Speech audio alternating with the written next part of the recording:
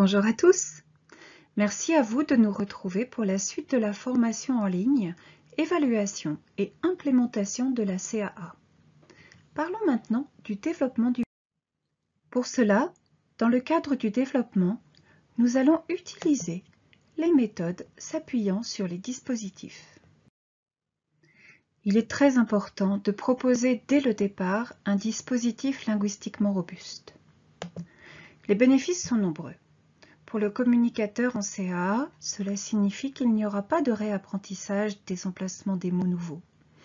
Cela donne des opportunités pour l'exploration et pour les partenaires de communication, il y aura beaucoup plus d'opportunités de modéliser. Mais il y a des défis aussi, comme la possibilité de submerger le partenaire ou bien l'utilisateur, ou les deux, et la nécessité que les partenaires de communication développent certaines compétences pour soutenir le développement du communicateur en CAA. Heureusement, les fonctionnalités des dispositifs linguistiquement robustes et l'organisation du langage qu'ils supportent servent le développement et permettent de relever les défis.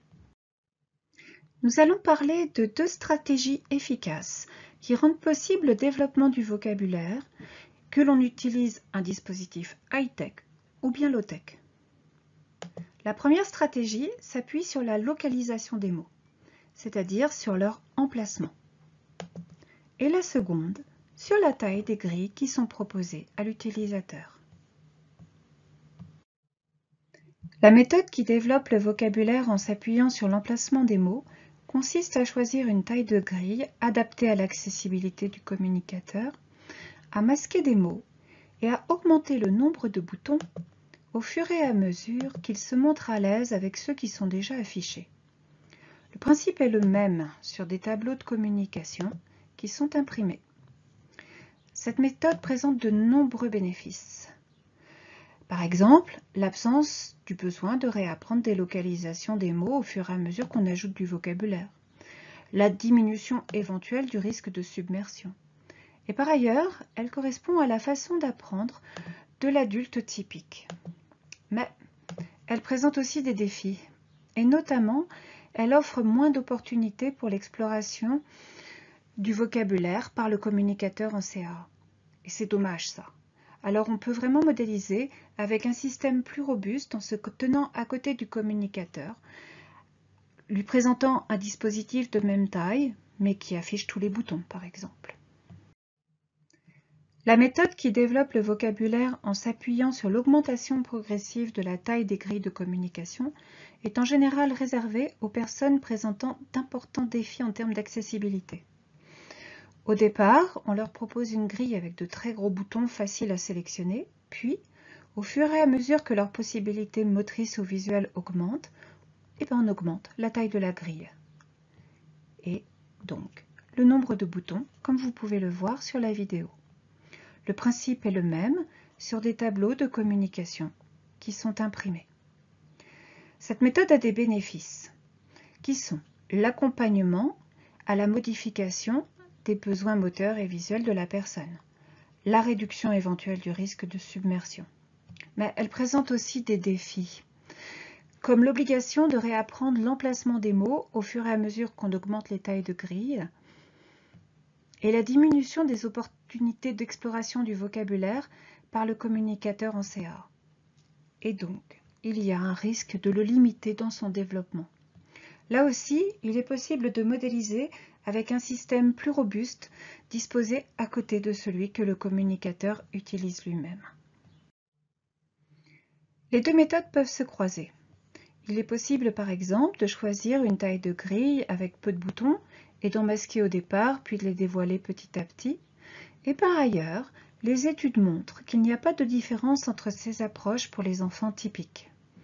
Si vous voulez en savoir davantage sur l'utilisation des fonctionnalités de Snap Core First pour modifier les tailles de grille ou masquer et dévoiler des boutons, vous pouvez retrouver les vidéos consacrées au développement du vocabulaire sur la chaîne de Toby Dynavox et consulter Pathways pour Core First.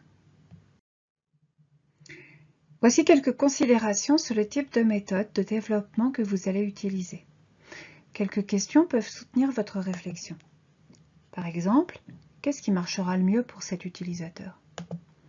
Ou alors, si jamais il n'y a pas de différence nette, qu'est-ce qui marchera le mieux pour ses partenaires de communication? Et puis souvenez-vous que d'un, vous pouvez changer d'avis, et de deux, qu'il est possible d'associer les méthodes fondées sur l'emplacement du vocabulaire ou sur les tailles de grille. Et puis bien sûr, Passways est là pour vous aider à aller plus avant. Si vous choisissez la méthode de développement fondée sur l'emplacement des mots, il vous est conseillé de vous poser des questions concernant le langage et la communication pour sélectionner les boutons à masquer ou à dévoiler. Ainsi, concernant les sujets de conversation, les phrases rapides, les listes de mots, qu'est-ce qui pourrait être utile un tout petit peu plus tard, en fonction de l'âge, de l'environnement, des intérêts, des besoins de la personne? Concernant le vocabulaire de base, que nous dit la recherche? Et que nous disent les tables de développement du dispositif sur l'ordre d'apparition des mots de base? Voici un exemple destiné à vous aider à associer les deux méthodes de développement du vocabulaire. Tout d'abord, sélectionnez une taille de grille en vous fondant sur les capacités motrices et visuelles de la personne. Puis, utilisez la technique fondée sur l'emplacement des mots pour développer le langage. Vous masquez un certain nombre de mots et tout doucement, vous en rajoutez. Utilisez le développement fondé sur la taille si par chance les modalités d'accessibilité se modifient. Et comme ça, vous avez encore plus de mots sur une même page et donc moins de navigation. Et toujours, soyez attentifs à utiliser un langage robuste ou bien un développement fondé sur la localisation.